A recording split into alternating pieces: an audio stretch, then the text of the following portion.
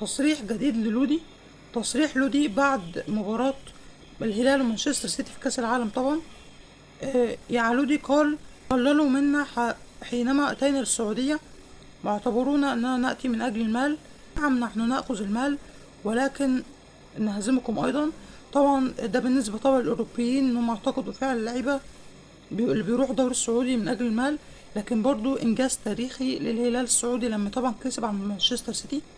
طبعا من اللعيبة دي برضو كان ريان شرقي لاعب السيتي، قال من أولمبيك ليون للسيتي. طبعا ريان شرقي قال لو حتى هيدوني مثلا 500 مليون يورو مش هروح الدوري السعودي.